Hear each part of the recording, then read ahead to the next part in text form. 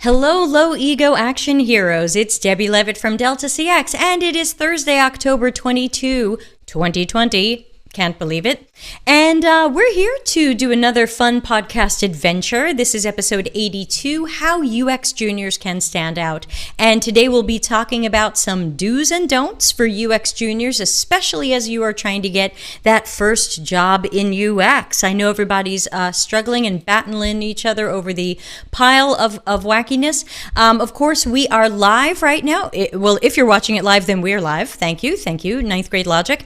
And so you can ask questions through the LinkedIn chat, through the YouTube chat, and now, excitingly, through Twitter using the Delta CX hashtag. If you'd like to use that, I can catch those as well. But first, while I turn on all of my screens and triggers and magic, I'm going to pass it over to our guests today and have them introduce themselves. Some of you who've watched this show before, you know Darren Hood and Dr. Nick Fine, but we should still have them introduce themselves so you can hear of their endless fantasticness. So, Darren, you're on the left. Let's start with you. Who the heck are you, and why should we care? Okay. Hello, everybody. It's afternoon here, so good afternoon here, good evening, wherever you might be, especially for the folks over in Europe, and good morning for the folks on the West Coast in the States. My name is Darren Hood. I am a UX professional. I have been practicing UX full-time for 16 years, and as a total for 25 years. I've got a master's in information management, specializing in user needs from Syracuse University. And I also have a master's in user experience design from Kent State University in the States, where I also serve currently as an adjunct instructor. I'm also an adjunct instructor for Lawrence Tech University, where I teach human-computer interaction and system analysis and design. And I'm on the verge of becoming a professor teaching UX-related courses at Michigan State University. So pretty much ingrained. I absolutely love the discipline. Fell in love with it when I first realized what was going on. I just give myself to it, and I love seeing people develop all over the world. And yes, I am a former hiring manager, and when I've not been a hiring manager in my current role, where I'm a senior user experience designer for United Wholesale Mortgage in the States, I'm also called upon to interview all candidates across the board for UX-related positions. So a lot, and a former HR specialist. I might as well throw that in there. We hate you. No, I'm kidding. Yeah, so I'm invested not only in UX, but in the management of human resources from the standpoint of evaluation, development, and the whole 9 yards there. Delicious. Now we know you and we love you. Dr. Nick, we also love you. Tell us about you. Hi, everybody. I'm Dr. Nick. I, too, like Darren, have probably about 20 years of service, 10 years most recently in commercial UX. But before that, I have a Bachelor of Science in Psychology. I have a Master's from University College of London in Human-Computer Interaction. And my PhD is from Brunel and is all about personalization of the user interface using user interface skins. So personalizing the experience. So personalization is a big deal to me. I've worked in the agency side of things. I've worked in the client side. I've worked government side. I've worked pretty much everywhere, I think, these days. Like Darren, I too have been a hiring manager in the past. I was a head of UX at a big agency and built teams before. And again, very much like Darren, I'm usually called in to interview people all the time because, like Darren, we've got wide horizons, lots of experience. They always want to know our opinions. So hopefully I can, like Darren, can contribute to helping juniors to stand out in this crazy digital world that we inhabit. Thank you for having me. Thank you. Thanks for coming on. And I usually don't introduce myself, but I'll just say most of you know me, Debbie Levitt. Hi. I've been working in the UX universe for about 25 years, more formally in like the Silicon Valley thing for about 10, and then I moved away from Silicon Valley, but still do a lot of work with America. I've been running my own agency forever, so there I am hiring and sometimes firing, and I've also done hiring and interviewing for other companies as well. So I think today we are all wearing our hats of hiring manager and UX leader, I would say. So we welcome all questions, and we are going to riff this one. So I'm just going to start. I know that there are roughly 2 gazillion people graduating boot camps and different programs right now, and they're all scratching for the same 3.5 jobs. So let me ask each of you, In turn, what would you say is maybe the top thing or the top one or two things that these people can do to stand out positively from some of the other candidates? And of course, later on, we'll get into negative things we see people doing that we think they should stop. So I'll start with Darren. Anything, if you want to start, any top one or two tips of like, holy cats, if you want to stand out positively, if you want to make it past the resume shuffle on my desk, you got to do this. Yeah, there's two things that stand out to me. Number one, there's a little bit of an exercise. I can't remember if I mentioned it in the previous show with you before or not, but I always recommend, because there's so many people who post for things that they're really not a fit for, take the job posting for what you're applying for, put it in Word or whatever your word processing application is. You've got you know how you edit and you can track changes or add comments, I should say, in Word. Go through the job posting and evaluate how much of a match you are. Add comments for each one of the line items and make sure, are you truly aligned? Are you truly going to bring value? Because you want to make sure that you're bringing value. By doing that, you're going to build confidence so that if you do get called in for the interview, because of those notes, you'll be able to speak to, why should you hire me? How can I prove, or at least propose, that I'm going to bring value to that organization? So you go through that job posting, call all those things out, and make sure that you're aligned. The second is likened unto that. Make sure that you're qualified. Another thing akin to this, the first recommendation is constantly look at job postings for the type of jobs that you'll be interested in. And as you constantly look at these job postings, always evaluate yourself. And if you see a skill gap that's presented in an arena, and maybe a company that you're interested in, then mark that down as an area. This is a place where I need to grow. This is a place where I need to sharpen my saw. This is an arena. This is a topic that I feel better at. And so now you have something that you want to shoot for as far as a position, but you also have something you want to shoot for as far as your own personal development, which will be a lifelong journey anyway. Yes, that's it. Reverse engineer the job listings. Very well said. I love that. It's something that I advise people as well. So before I throw some of my thoughts in, Dr. Nick, what are some things juniors should definitely do to stand out from the rest of the pile? Yeah. So the things I've noted down really are much more higher level things that that stand out to me. Attitude is obviously a huge one. I like to believe that the sort of activity that Darren has just described, that reverse engineering, produces you a whole bunch of reasonable candidates. At that point, how do you distinguish when everybody's singing from the same hymn sheet? You know, when they're all saying the right things, how do you differentiate? Well, for me, attitude is one of those. I prefer that blank slate kind of mentality. Somebody who is ultimately humble but confident at the same time. That's a difficult thing. That's a difficult line to tread. You know, as a low ego action hero. And I actually wrote the acronym down here, LEAR.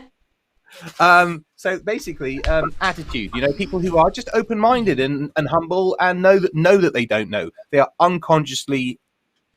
they're consciously incompetent in a positive, I need to grow kind of way.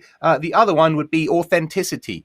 That's a word you're going to hear me saying a lot more of, because in our fake news, over information, disinformation world, these juniors are all trying to fight through all that noise, and there's so much of it, and lies and misrepresentations. So authenticity for me, people who are just honest in their attitude, who just say things plainly and straight without constructing stuff, that's beautiful to me. I love that in a person. I think it's a very endearing quality. And if somebody's got the right attitude and they're authentic, we can pretty much do anything. I'm going to say yes to that. And also we have this is episode 82. Episode 15 was, that job is a stretch. Should I apply? And so you might want to go back and watch that one for some additional thoughts and advice I had so long ago when episode 15 was young and fresh. But I would have to agree with all of you. But what about more of the sense of, right now in this economy and the pandemic, I'm hearing from hiring managers, 400 people applied for my job. How do you start to go through those? What are you looking at? Are you looking at resumes or CVs? Are you looking at LinkedIn's? Like, how do you start to weed through people, especially when you have a large number of applicants? Nick, you're smirking. I'll go with you first. So you set fire to all of it. Get your finger on the fire button. Or I'm the ready. Red flag even. I've got red flag. I've got it all. Okay, right. Asbestos suits on. Sorry. So where we go? Sorry, what was the question? Sorry, was how do? Sorry. Ask me again. I'm really sorry. And I just had a message pop up on my screen from a friend, Stephanie, who's been on this show twice. She said, I just burst out laughing in the street because your YouTube icon has the dog on it. So I guess YouTube grabbed that screen. The question was, when you've got hundreds of applicants, as we're seeing right now, where do you begin to weed through all of these? Is it resumes, CVs, LinkedIn's, cover letters? That lens is the same whether you're recruiting or just checking somebody out, right? The way that I do it is particularly militant, I would imagine, but I want to know if somebody's real or not. So I tend to work from the bottom upwards. Bottom upwards being on LinkedIn, I'm looking around qualifications and your previous history. I'm not really that concerned with what you're shouting about right now because it tends to be marketing, right? And that's awful, but I'm just telling it out loud. I can tell from somebody's trajectory where they're likely to go. And that trajectory, that slope, is really, really important to me. So people don't have to have the formal qualifications, but if they do, that's wonderful. It's watching people changing trajectory. And it's some of let's get the finger on the fire button. It's some of the UX UI people, some of the creative directors of the world. It's some project managers in product. It's people basically just swapping names and titles. That's what I'm trying to sniff out. Okay, so when you say you're starting at the bottom of LinkedIn, so is that the recommendations, or is that the education, or is that where on the bottom of LinkedIn? Education. Okay. So I like to look at their history from when they were born, shall we say, right? So I'm talking like if they've got an academic kickoff or something around that, wonderful. That's your base. That's your foundation. And then I'm looking at where did you go from there? Did you go directly into your area? Did you come back to it at a later date? What's informed who you are today? Because that's what I look at. Now, it just occurred to me that if we're talking about juniors, they won't have that history. So again, it comes down to me more about personality and attitude and that kind of authentic angle rather than checking boxes and looking for things. So sorry, to come right back around to the question, if I've got a massive pile of 400 CVs that have applied to it, I'll go through it with that my most hardcore lens to see if anybody passes, any real diamonds in the pile, and then do another pass and another pass. That's typically how I'll do it. You'll do the first pass really quickly just to look for the headline issues, look for the rock stars, if there happen to be any, and then you go through with more detail.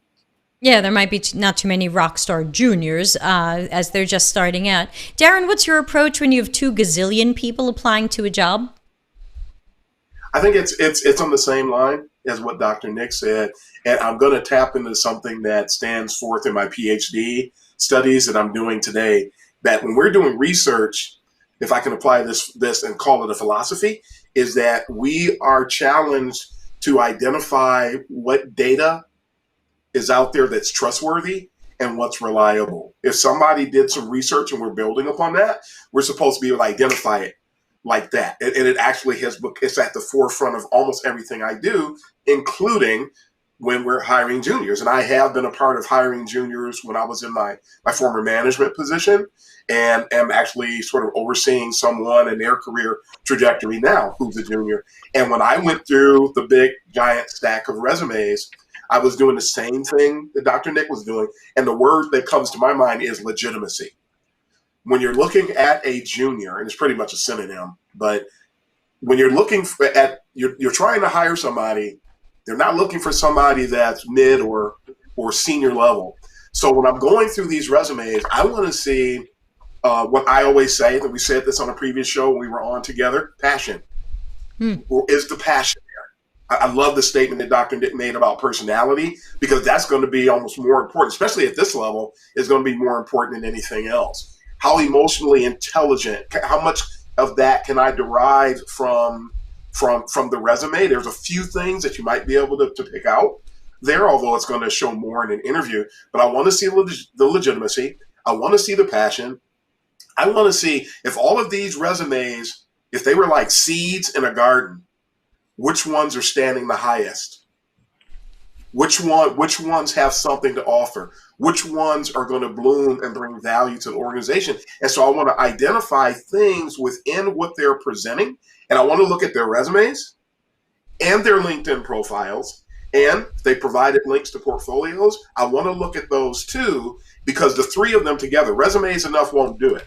And I don't care how much work it is. It's cheaper to go through the effort and find the best person up front than to cut corners and hire the wrong person and then start the process over again. Now we're looking at another 400 resumes. So I rather look and see, where's the legitimacy, where is the passion, because I want people who love UX. I don't care what level they're at. I want people who love UX. I don't want people who have a microwavable mindset. I want people who are in it for the long haul. I want people who they're showing a track. What are they doing? I always ask interviewers or interviewees, what's your favorite UX learning resource? And I use that as a gauge. And when people go places that are, because everybody's got the standard stereotypical answer. Are they going beyond that? What are they demonstrating? And that's part of what we want to get to. And I want to see how much of that is going to be reflective in the interview. What have they done from a learning standpoint? Have they been engaged at all? And not just because people say that they've done they'll say that this is really common to me. Oh, I've been working with UX people for the last 5 years. Well, why would you put that on a resume? So I actually disqualify that individual, but I want to see, where's your passion? Don't tell me that you were standing next to the doctor, so now you can give me medical advice. That doesn't do anything. You were standing by the pop machine, by the soda machine. That doesn't get you anything. So where's your passion? Tell me about your passion. Demonstrate your passion. I'm potentially going to interview you, so I want to know about you, and that's what I'm looking for. All right. And we've got. Oh no, I'm good. Hi. Sorry. Thank you. We've got two questions in the chat room, but before we get to them, I wanted to give my answer to this. And one is, if I have a small enough group of candidates, I'm going to go into those portfolios. If it really is a large group of candidates, I am going to look at the resumes. And typically I'm looking at how they described their job, because I'm looking to see if they UX'd, for lack of a better, for made up crappy term, if they UX'd their own resume or CV. Did they write it in a way where they predicted what I needed to know to be interested in them? Did they tell their story in a short but compelling way? I can't tell you how many times people send me a resume to review, which I do for free very often, and it says, job one this year to this year, performed various UX duties, or did various UX tasks, or worked on a team with, and I'm always like, did you do research? Did you do recruitment? Did you do research? Did you do content strategy? Were you the writer? Did you do information architecture? Did you do interaction design? Were you the prototyper? And I literally had one guy email me back once, and he goes, well, I just assumed you'd know. And I said, well, I'm not a freaking mind reader. Like, I use my mind reading skills for other things. Thank you. I use it for the dogs. I'm not, I said, if you can't apply user-centered design principles to your own resume, if your resume is wacky columns and colors and bar charts with no clearly defined axes, I tend to be less interested. Now, on the other hand, I want to say quickly that one of the first things I notice when I go to someone's portfolio is very often these new portfolios have like a personal statement on the homepage. And very often it's a personal statement that's like, I'm passionate about innovation and a thorough user-centered design process to make the best product for Boop Bop Beep. And then I go into the first portfolio project, and then, because what I tell people in my portfolio reviews, and I do many of those for free, I say, this is your personal promise to me. You just promised me that you are innovative, that you are doing a full user-centered design process, that you have passion. Now I'm going to go to your portfolio project. I'm going to see if you kept any of those promises. And if you can't keep those promises, maybe change your personal statement on the homepage. But I want to see, where do you do that? So if I see you guess at personas, if I see you do crappy stuff, you broke that promise to me. I take your personal statement on your homepage as a promise to me. So before we get to the questions in the chat room, we are already 20 minutes in, and this is the time when I tell you for 10 seconds that I have a company and we do things. Delta CX, available for CX and UX consulting, projects, and training. Contact us for a free consultation. Well, hi, and I also wanted to remind everybody, sorry it's covering Darren, you can lean to the left, that I'm doing an Acture 2-day live Acture workshop in December. Excellent, do that. Everyone, right, thank you. The comedy never stops here. I'm doing a 2-day Acture workshop. It's going to level you up from holy crap, what is all of this, to confident intermediate. I'm charging $60 for it when I usually charge $900. I'm hoping to end 2020 on some sort of positive note. So please learn more or sign up at deltacx.link/DEC2020, like December. Please do that. And then, of course, I also want to remind everybody, here's where I have to stand up. Hey, won't you please usability test the subscribe button on YouTube? I love getting YouTube subscribers because it's real and organic. And then, of course, empathize with the like button. Show the like button some true love and empathy. And let the YouTube algorithm know you enjoy this crazy crap. So thank you for that. And now we're going to get back to questions. So our first question is from Abhinab, who was here yesterday, so I'm glad you are back today. We did a live show yesterday as well. And Abhinab said, I am not a junior, but I was so confused that I started as a lawyer, became an animator, then a project manager, then a UX designer. Is that trajectory problematic? My LinkedIn is a mess. Darren or Nick, who wants to start out with your thoughts on Abhinab's trajectory? Can I start out on this one? Yeah, go, Darren. The first thing, don't put yourself down. The average person in the world is not going to really solidify their career path for some years. So changing careers multiple times is not a big deal. If you got into something and you realize that, this really isn't for me, then yeah, go and try something else. Don't stay in that arena. I mean, a lot of us work for years before we can do something that we really like. And now you're back in your childhood, almost in a sense, because you're doing something that you love and you're getting paid for it.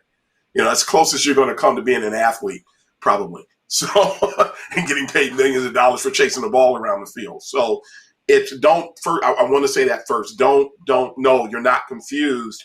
You're seeking your way.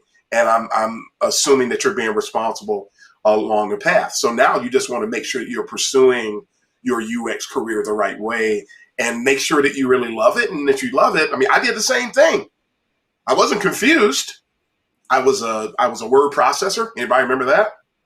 I was a word processor before PCs were a thing. I was a management of a word processing. I had my first manager's gig. Yeah, that's about the size of it. I had my first management gig in 1983. Okay, I just told you how old I am, in a sense. So then I became a salesperson. Then I became a customer service person. Then I became an IT professional. Then I became an instructional designer. And then I went from instructional design to UX, and I've been there ever since. And this is the absolute best stop I've had my entire career. Was I confused? No, I did what was afforded me at the time, and I did what I had a passion in, and I eventually found out this isn't good. Where's the ejector seat? Get me out of here. And that was it. So no, don't beat yourself up. If you love UX, I wish you all the best. Keep pressing forward, but do not put yourself down. Just keep making the change. If you don't, you find out UX isn't for you, then move on from there too. But you're not confused. Just keep going. I happen to have low ego action hero's mother.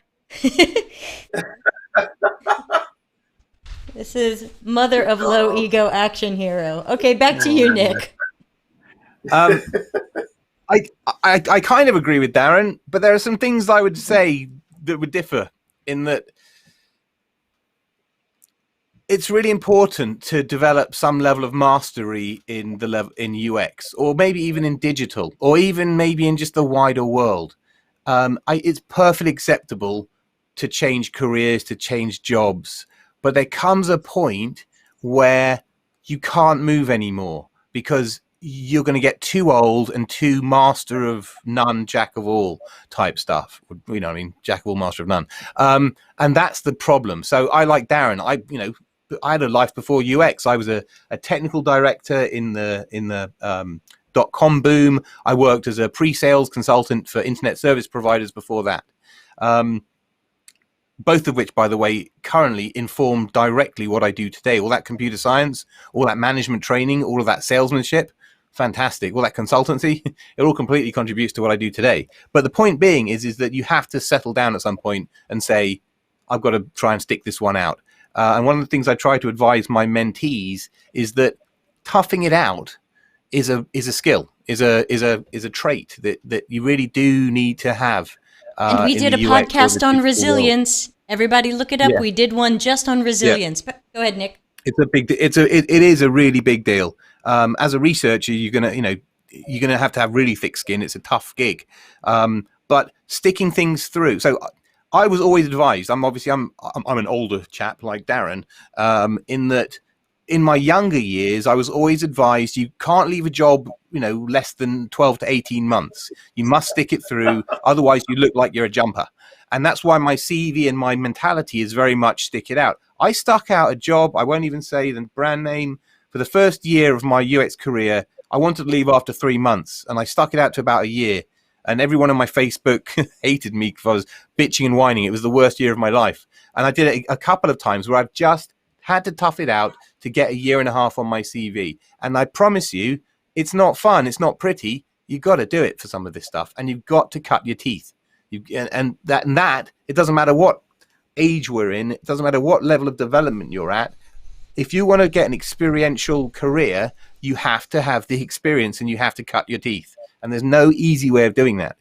So that's the bottom line. If you're one of these people that can't deal with that feeling of uncomfortable or dig deep, maybe this isn't the area for you. And I mean that now. Get out now, because this is a tough gig. And I've been doing it for a long time, like Darren and Debbie.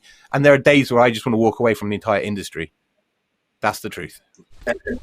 And let the record show that I actually agree. If we were writing the book, that would be the next chapter. I agree with everything Dr. Nick said. Yeah, and I just wanted to throw Oz's point in here before we get to another question that we have. And his was, doesn't Abhinav's question depend on the interviewer? What some people see as well-rounded or adaptable, someone else will interpret as a lack of focus, or as Nick said, a jumper. So I think that's also true, because Abhinav also wrote in the chat room that somebody in HR didn't like that they had bold text in some of their CV. Like, there's always going to be someone who discards you for some reason. I get thrown out of resume piles for good and bad reason. I'm the same guy, Abby. I changed my handle, Debbie. Oh, sorry. Do you know what? You know what I've heard a lot recently? Just a quick laugh. I actually have been told a couple of times that I'm too senior for lead roles. Yeah. Yep. Mental. So if you guys are worried about having not enough experience, some of us have got too much for some reason. Those are bullets dodged, by the way. If somebody doesn't like you because you put bold in there, Agreed. That's their decision making and not you, and you do not want to be at that place. Agree. Yeah. You just reminded me of a time that I had an interview for a UX director role, and I was at Kent State speaking for an event, interviewing while I'm in my hotel room. Bad internet connection, which I got blamed for. And then they got mad at me because I have a password on my portfolio. And they said, your password is too difficult. Duh. Secure. Sorry, sir. So that was the end of it. I'm like, good. 1, 2, 3, 4, 5. Right. Yeah. Hello there. I'd rather find out that you're nuts. I'd rather find out you're nuts during the interview than having to be in there and the challenge of having to tough it out, as Dr. Nick said. Because if they're crazy in the interview, that's a sign of how they're going to treat you if you get hired. Never discount how you get treated during the application and the interview process. Yeah, my favorite story on that is I was once having a Skype interview with an HR person who's doing kind of a screening, and she asked me one of the most interesting questions I've ever been asked, which is, what is your worst work-related fear? And I had to really stop and think. I'd never been asked that, and I thought, well, I'm not afraid of conflict, I'm not afraid of failing, I'm not afraid of disagreement, I'm not afraid of the usual things. I wonder what I'm afraid of. And having trouble finding something, I finally said to her, and this will date this was some years ago. I said, I'm afraid someone's going to make me use OmniGraffle. And she goes, oh, we're a 100% OmniGraffle shop. I guess you wouldn't be happy here. And there was like interview over. And my thought was, yeah, I guess I wouldn't be happy there. I guess I'm glad I said that. Like, it seemed so silly at the time, and it could have been laughed off as comedy, but it turned out to be like a good deciding factor that I probably wouldn't have been happy there. We've got a couple of more questions in the chat room, but I want to make sure before we forget, there was something we wanted to make sure we covered. So people who've asked questions, I've queued you up, but I really wanted to ask you both. We're talking about how juniors can stand out, but we know from our interactions on LinkedIn and social media, resumes, portfolios, and interviews, that there are some juniors who stand out in a negative way. There are some people who have made bad impressions on us and on others. And I'd like to just take a moment for us to talk a little bit about how juniors stand out the wrong way and give people a couple of don'ts. What are some things that you see in people's CVs, portfolios, interviews, or even their online behavior that you would say, juniors, stop this. It could or is hurting you when you're trying to get that job. Who wants to go first? Who's burning? Dr. Nick's turn. All right, Dr. Nick. Set it on fire. He looks like he's being... He's crying. Uh-oh. You are allowed to swear on this channel. Okay, so there's a dichotomy between shit and clueless. Overconfident and clueless, right? As a junior, we're going to talk about here, right? So I think a really juniors. Ugly or a not positive, a very negative is that very overconfident.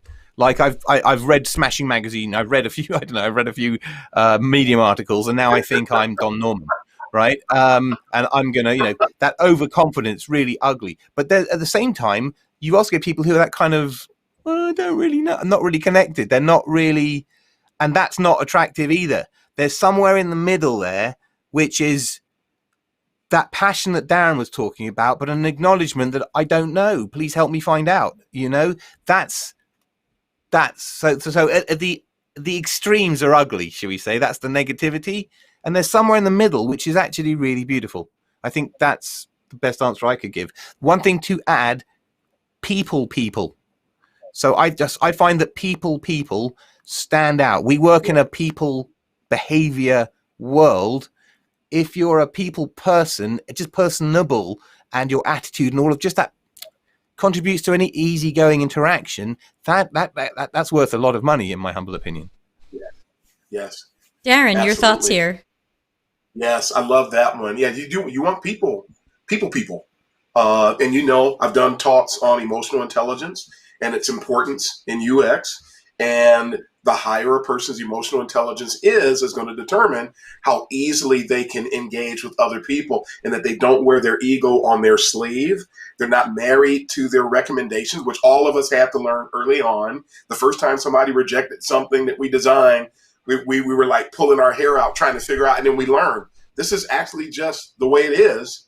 I'm not married to my, so you have to learn that. So I'm going to give juniors a chance to learn that as well. But at the same time, social media in particular, which is I've got a big footprint out there. I'm always engaged, usually just trying to present something to make somebody think.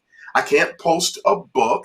There's a lot of depth that I have to say, but I'm limited to X number of characters. So that means I have to leave something out and either start the conversation or trust that the person is going to engage in critical thinking and then take it from there.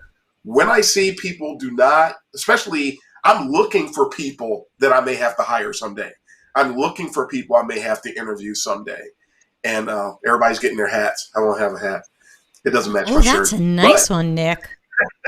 Three-penny opera. British UX, you know. Welcome and bienvenue. I wish I had one to throw in too, but it doesn't match the shirt, so I can't do it. But I want to see people demonstrate if they're in agreement. Like, I'm a master's level teacher. I'm looking for someone, if they agree, contribute. Why is it that you agree? How does it impress you? I'm looking to see what's their thought. How are you germinating this thing? If you don't agree, are you gonna, burn me at the stake? Or are you going to ask, maybe there's something I didn't cover that's the reason that you agree, and if you hear me elaborate, maybe you don't feel the same way, because there's always another layer. I've seen a lot of people, if I see someone, I will, at risk of what may happen, I will say this, and there'll be a better example into my answer, is that we were engaged with a vendor once to purchase a very large software package for UX research.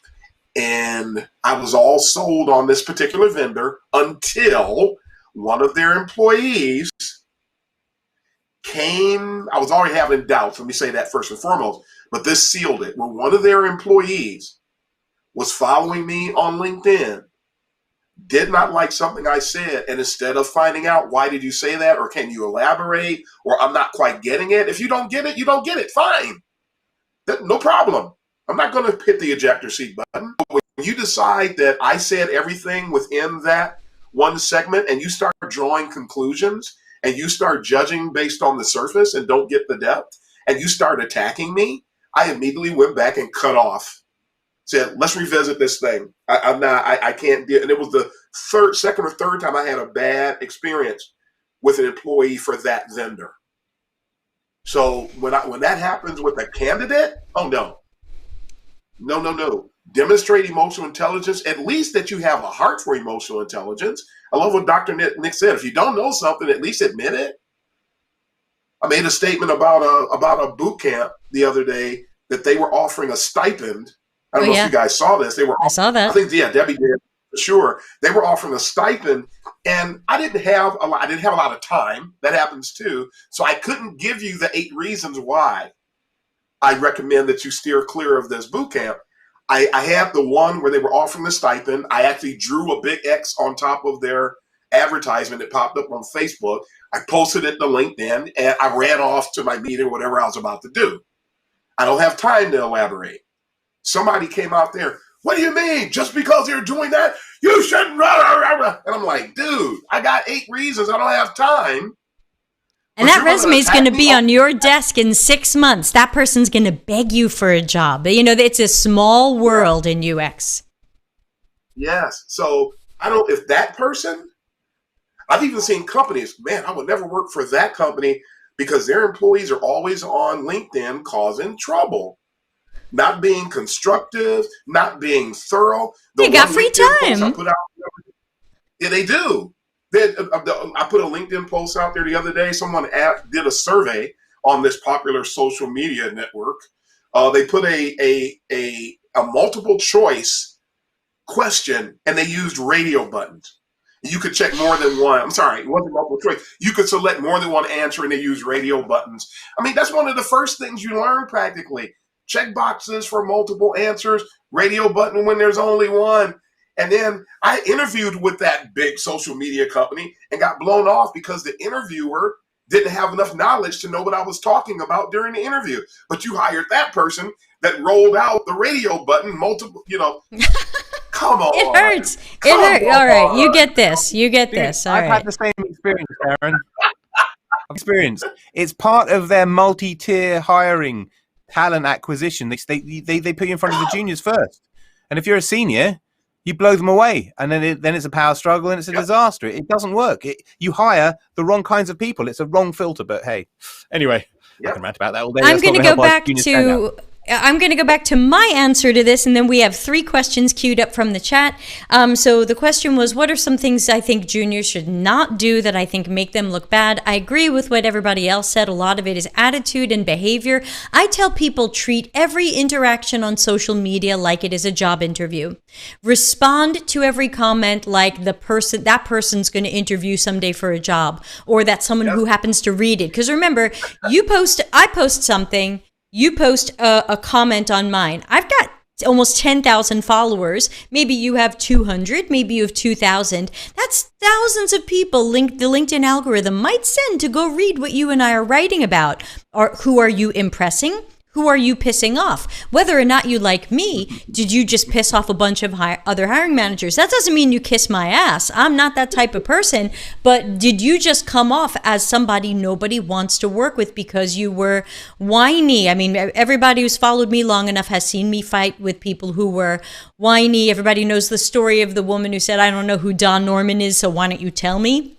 And had UX researcher as her under her name in the self-made title, and I was like, I can forgive you not knowing who Don Norman is, but I can't forgive you not Googling it. So that goes back to the attitude, and I tell people treat every interaction like it's a job interview. I know last year I didn't. I know last year I picked a lot of fights with people, and then enough people came to me privately and said, this isn't the best of you. And I'm grateful to those people who were able to say that, and I'm grateful that I have, as Darren would say, the emotional intelligence to take that feedback and say, yeah, you know what, that isn't the best of me. I'm going to do better. And I think I am doing better this year. And this year I kind of think of it like, what if everyone who read this was going to interview me for a job tomorrow? And so I try to take more of that approach. And so I'm getting into way fewer fights and things like that. I'll still disagree with people, but I want to make sure I've got a really solid argument so that I don't just come off as an unhinged, loudmouth wacko. The other thing I want to warn Leave juniors... that to me, by the way. Right. Well, unhinged wackos are us. The other thing I want to warn juniors against that I see more and more of, and I don't know who's telling everybody to do this, but I think it's really a bad idea, and that is juniors who in many cases are looking for their first job don't seem to know when it is time to be a student and when it is time to be a teacher. And I find that there are many juniors that want to post articles about how to do certain UX things, or to have an Instagram feed about how to make personas and why lean UX is so great. And when I finally get those people privately and I say, what are you doing? You know, are you really doing this for the likes or for the whatever? And they can get likes, but I say, if we say, have empathy. If we have empathy for people and customers and whatever, how can you sleep at night if you don't know if you are teaching people the wrong things? You know, because sometimes I look at these things and this is the wrong way to do task analysis. This is the wrong way to make a persona.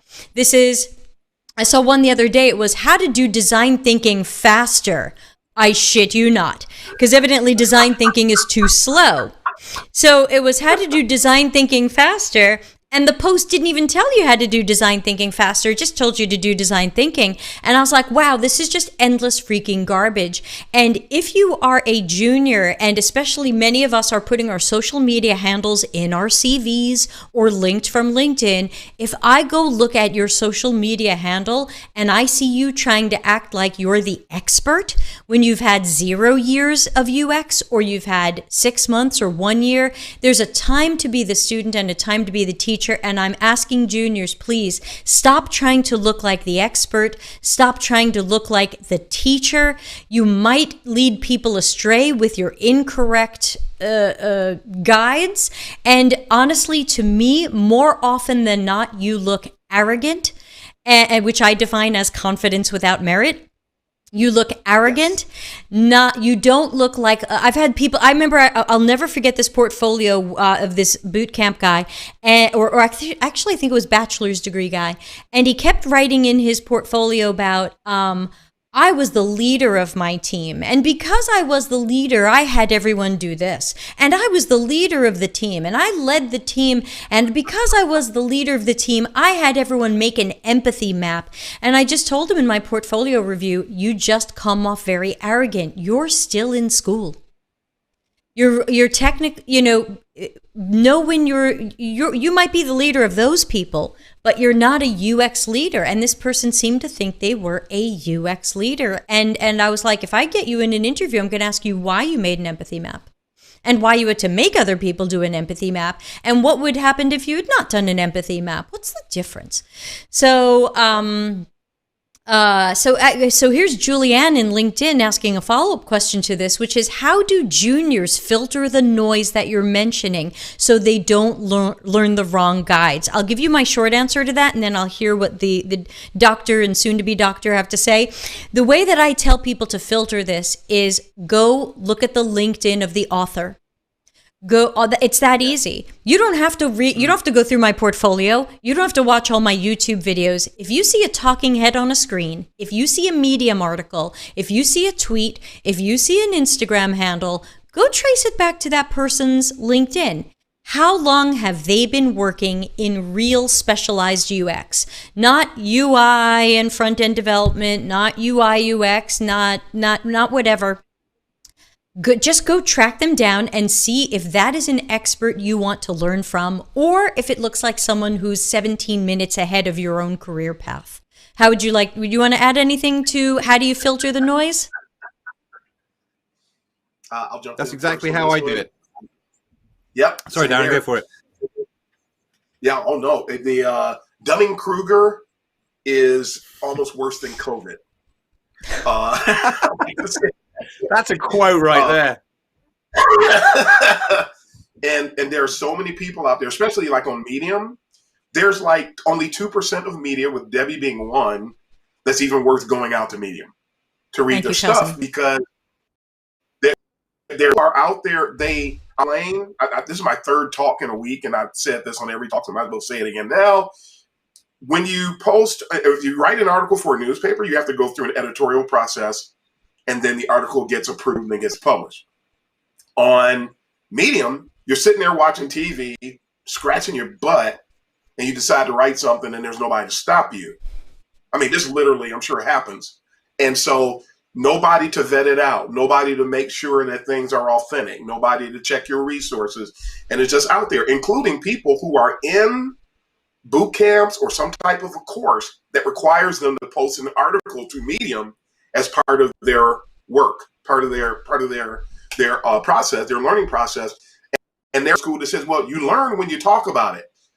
I am getting a PhD in educational leadership. I have 6 certifications in education. I was doing education stuff before I was doing UX, and I am here to tell you, you don't learn by talking about it. You learn, you get knowledge, and as you apply the knowledge, that's how you build your skill, not by talking about it. That is never part of the equation. Don't stand on the string about UX, and that makes you better at UX. That's not it. So to answer that question even more directly, how can you as a junior learn to filter things out? And we already hit on the one part. I see a terrible article on Medium. I'm going, what? And first thing I do is I go look up the person on LinkedIn, and they've been doing UX for like 3 minutes. So that explains why, because I can already tell from the article that they don't know anything, that they're not a valid knowledge source. I go to make sure that I'm seeing things rightly, because I'll say, I bet they did this, this, and this. And then I go to LinkedIn. Yep, sure thing. They did this, this, and this. And then I dismiss it. We cannot expect you, just like we could not, as juniors. We were fortunate when we were coming along 20 to 25 years ago, because we didn't have as much noise. Matter of fact, there was almost no noise, pretty much. We were reading Jesse James Garrett and Kelly Goto and Don Norman and Jacob Nielsen and Nathan Shedroff. These are and Peter Morville. This is the stuff that we were reading. Richard Saul Warman. This is the stuff we were reading way back then. There wasn't a lot of noise, and some other authors whose names slip my mind here. But now everybody's writing, and you're hard pressed to find, if it's not coming from Roosevelt Media for the most part right now. It's not. Books aren't even worth it. It's total garbage. Some companies are opting for publishing to make money instead of publishing to contribute whatever discipline they're publishing for. And I heard antifreeze is sweet. That's not a reason to drink it. But if you let a kid get to it, they'll drink it. You're actually at the same risk. Whether people might not like that parallel, but it's true. So you need somebody to guide you, and the more you learn, just like we did, now we're helping other people. And we still look to the Normans and the Nielsens to get input. So. And I got to warn you guys, we only have about 10 more minutes, and so I'm going to run through some of the last questions that we have, and I'm going to ask you for the fast versions of the answers, if possible, only because we are running low on time. Long time ago, we got a question from Cody. I'm working as a graphic designer, but I've been studying interaction design for several years on my own. To get my foot in the door past recruiters, do I position myself as a UX designer? Short and 30-second answers. Each of you, go. Not at the same time. Yes. I don't think it's the right answer, but it's yes, because everybody else is. And if you don't, you'll disadvantage yourself. It's not the best answer I can give you, but that's the reality of what's going on in the world today. Darren. Yeah. My short answer is aligning yourself with the right recruiter. Sorry, D. Oh, no problem. My two-part answer, A and B. Number one, if I was your interviewer, if your resume came across my desk, I would sniff you out in less than 5 seconds because I've got 399 more resumes to look at. I would put you aside. If you are interested in UX, but you don't have UX background, give me your history, leave your objective off, apply for the job, and then let's have a conversation. But don't lie to me, because if you lie to me, you're toast. If I smell that you lied, I'm done with you. I don't have time for that. I do agree. I think it's sometimes premature for people to call themselves UX designer, but I also know how do you break in. Let me run through a lot more of these questions. So Ralitza is here, and she says, what would you say are the toughest aspects of the UX researcher role? What would you say is really giving you pause even though you love your job? So not totally about how juniors can stand out, but give her the 30-second answer for that if you could. Hi, Ralitza. I'll go first on this one.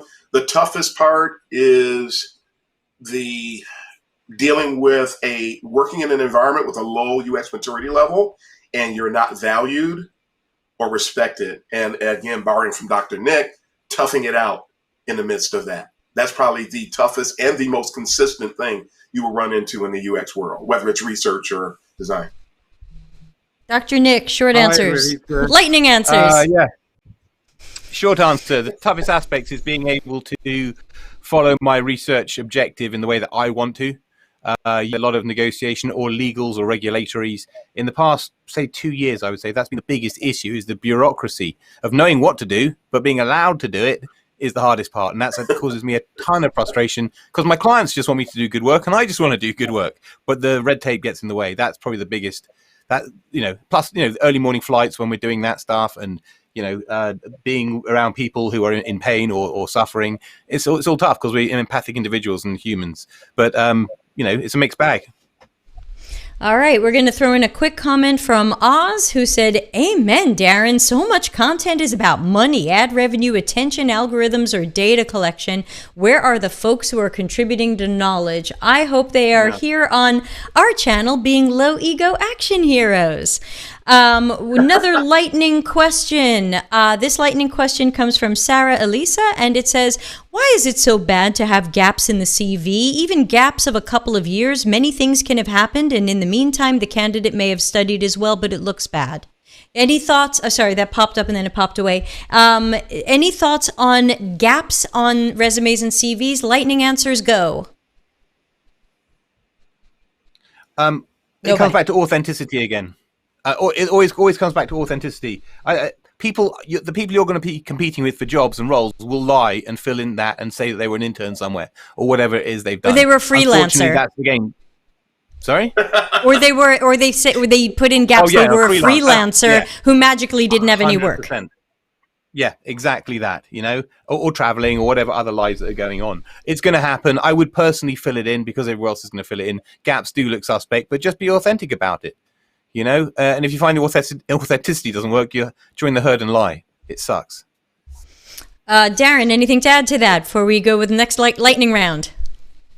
I remember the one time in the last maybe 4 or 5 years ago, I had a gap and I just had the courage to address the gap. They're going to ask me about it. We're going to talk about it. And if they can't respect the gap, because you couldn't pay me to lie. And if they don't respect it, then good. I just spotted you. Thank you, because you're not just interviewing me. I'm interviewing you. And if you're a jerk, good. I'm out. There you go. Be courageous and express. We've got something from Irma, who says, how important is it to be active on LinkedIn as a junior in UX? I understand it's important from networking perspective, but sometimes I feel like these posts can be so forced. Ooh, agree. I'm so tired of these personal drama. Look how far I've gotten, and I don't get them. Virtue signaling. Yes, thank you. That's what it is. That's what it is. I was going to. How about the posts that are like, I was going to not post on LinkedIn, and it's like, well, you could have stayed with that. Yeah, you could just end it there. Don't post. So how important? What about you gentlemen? Would you say how important is it to be active on LinkedIn if you are a UX junior? I will jump in first on this one. I will jump on that word active, to look at what other people are posting and to click or like if you have a comment, whatever that comment might be, without trying to make yourself look like a star, is active.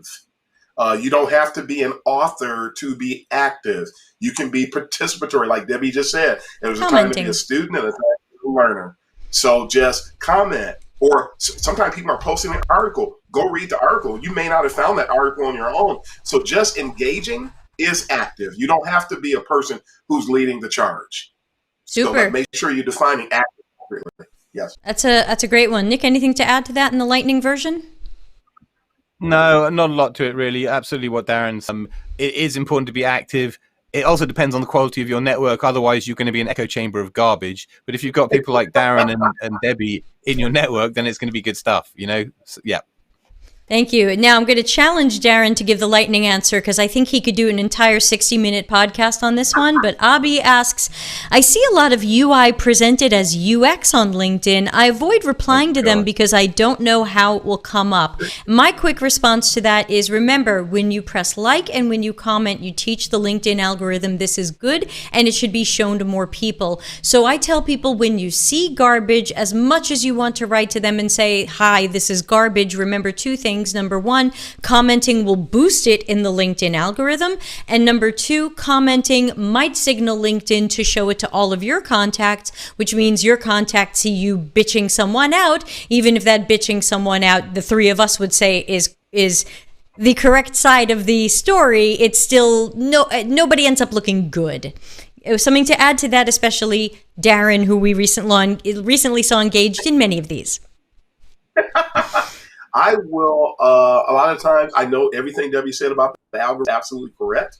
And I'd say that 1 time out of 50, I still engage for whatever the reason might be in those settings. I don't want to help boost it, but if I have something to say for whatever reason, then I will go in, I will say it. I just let it shake out in the wash, so to speak. But when people are posting things and they're garbage, you can dismiss it. If you see continuous garbage, ask yourself why you're still connected to them. Ask yourself following them, if that's the case, because they're not really bringing value. There should be an exchange, hopefully, on LinkedIn. But if they're offering a pile of poop, then eject button. Yeah, just hide post, hide person. Usually, if I've seen one of my network are commenting on something, like they've been drawn into some garbage, that's usually my cue to jump in. Otherwise, you just let it happen. But if it's somebody that you value is being sucked into some trash, I usually try to jump in and be like, hang on a sec. It doesn't make me the most popular guy in the room, but you know what? Some of my comments recently have been getting like 100+ likes. So I'm polarizing the audience, so I'm doing the right thing for some people. So I'm just going to carry on with that, really. Yeah, I was one other comment. I've actually gotten a lot of people that have connected with me because I have said something in those conversations. So that has gotten them off of the bad bandwagon and onto the good one. So I'm glad I did it. Mm-hmm. Good point. Good point. Friend of the show, Elijah, is here and says, Boot camps often require us to write weekly articles. What do you suggest we do? I usually do my best to only write stuff that I'm building and explicitly mention that I'm a student. And I do know this, that there are boot camps that tell you write articles about what you're learning, post them on your blog or on Medium, and try to, draw positive attention to yourself. Should these students refuse to do this? I've heard that at most schools it's not mandatory, but recommended. What would you advise to these boot campers? I truly believe those boot camps are in deep shit.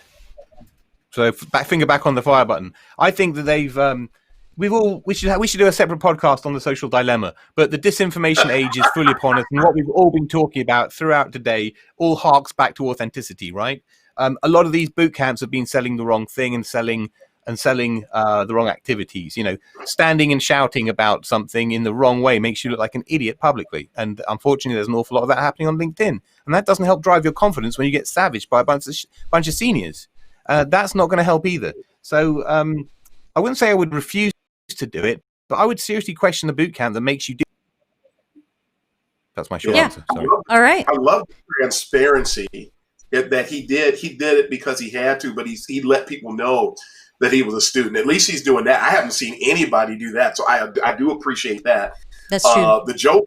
My joke answer is, it's too bad you can't sue them and get your tuition back, because they have already sold you on a lie. In my day, I was going to be a lawyer at one time, and I always remember the law of the doctrine of unjust enrichment.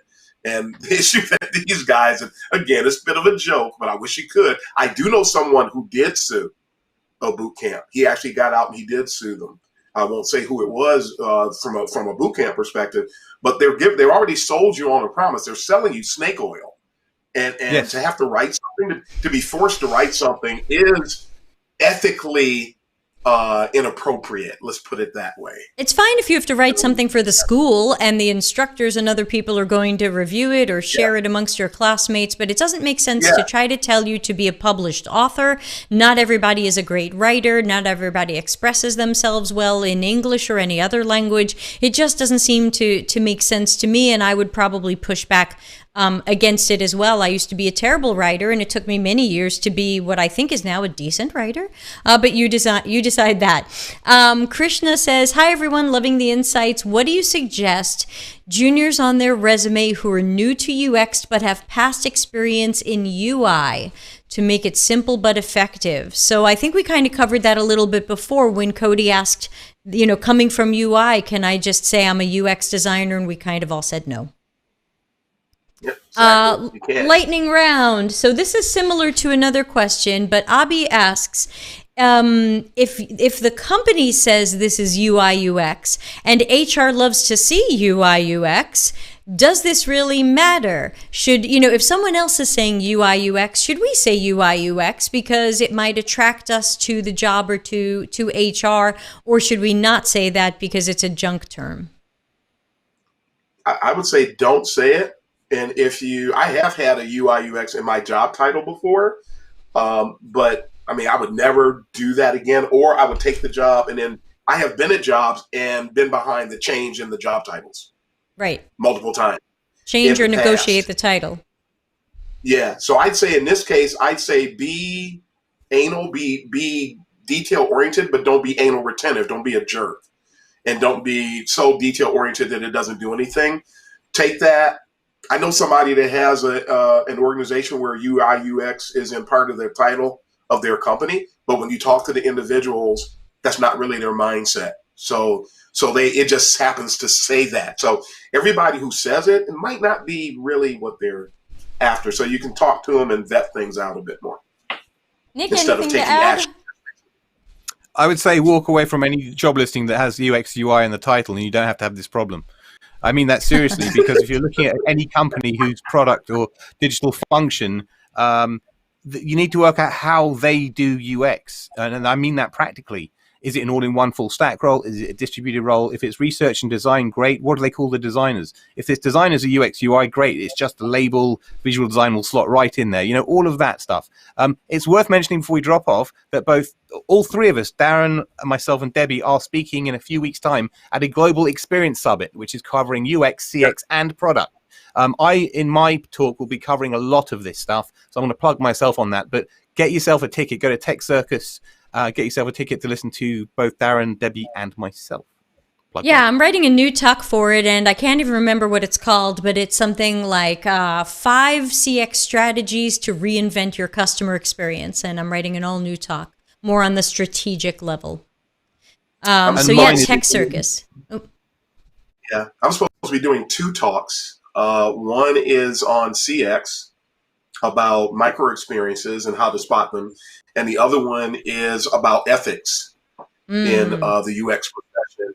And basically talking about what's behind the work that we do, the mindset behind it, and what our goals are associated. I've got a with couple that. of slides on ethics in there too. We have one more question, and then we're going to have to get out of here. I know we're running late. Spandan, who, if that's a real name or not, hello, Spandan. Some people have their real names in here, and some people have names I'm not familiar with, so I always wish people would give me their pronouns. Pronouns. Thank you for all the great information. What would you say to a UX researcher who's recently been laid off due to COVID and has just a bit over 2 years of experience, including internships and full-time? Any advice for people who are the unfortunate victims of the current economy and pandemic?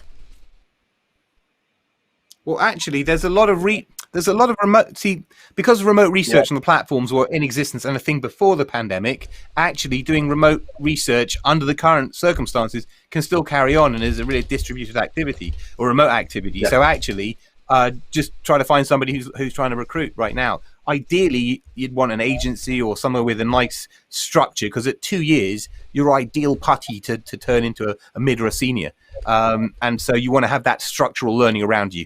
Other than that, doing it remotely and people who can help you understand how to get the most out of remote research, because it's not easy. It isn't about the tool. It's about how you use the tool, etc., and managing those participant pools, which are all wildly biased professional researchers, professional testers. So all of that. But I think you're in a good place. The market is actually a lot more buoyant than I'm actually available right now and looking myself. It's a lot more buoyant than I expected. So don't worry. There's a lot of junior, mid, and senior work out there right now.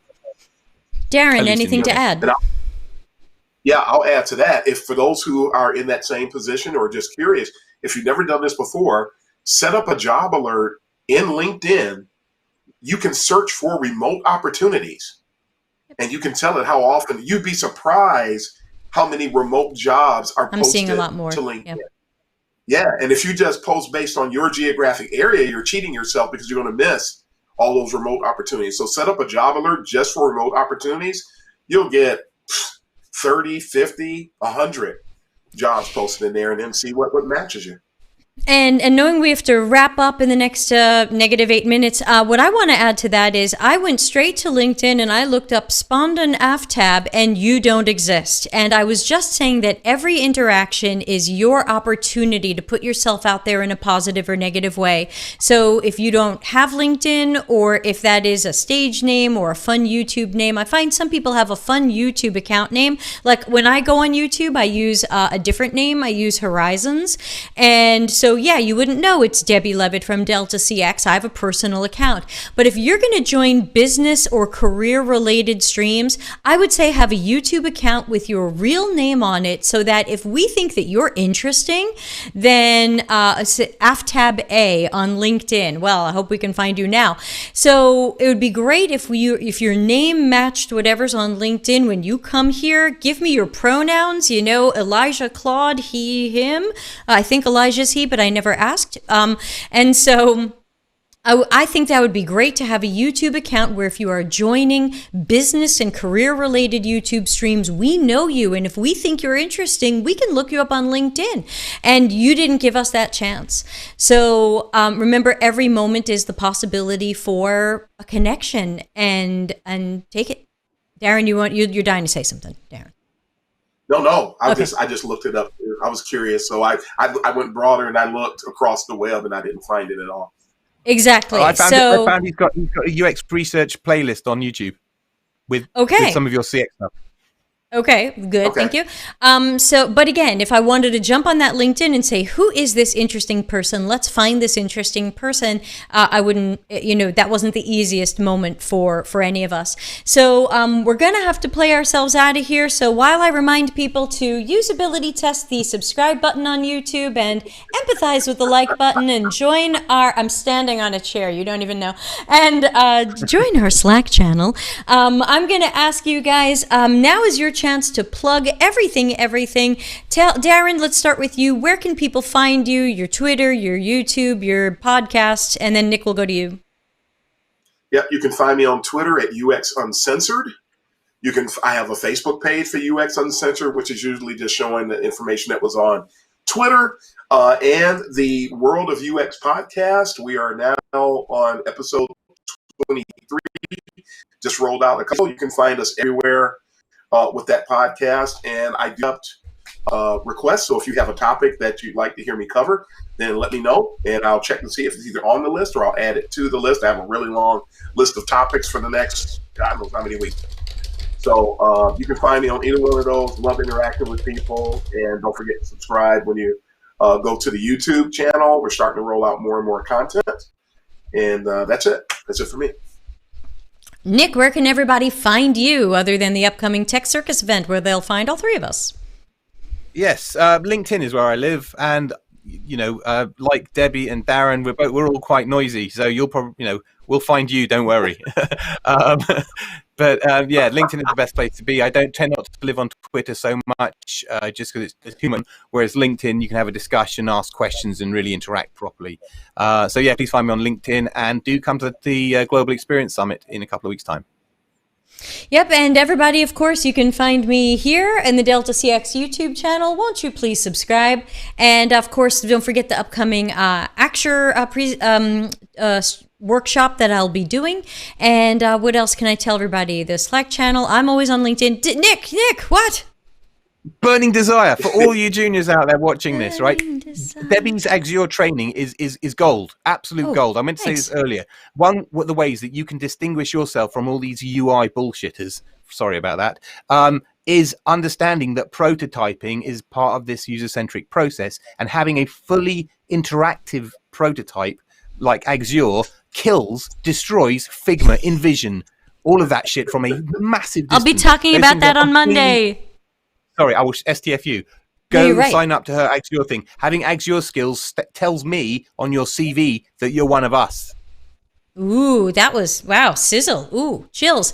Ajinkya, in addition to, Ajinkya wanted me to bring the dog back, and also says, when are you going to announce another live stream together, the three of you? I guess people love us and want us back. I stream 2 to 4 times a week, so you can always find me, but I'll have to schedule one with these fine gentlemen. I'm scheduling now, actually right before American Thanksgiving, so maybe either something right before Thanksgiving or right after American Thanksgiving.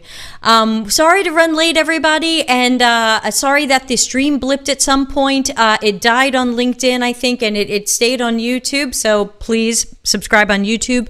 Darren and Nick, I can't thank you enough. It's always super fun with both of you, and it's so hard to just go for an hour. We have to start the lightning round a little earlier. Yes. Okay, great. Well, then I'm going to play us out of here.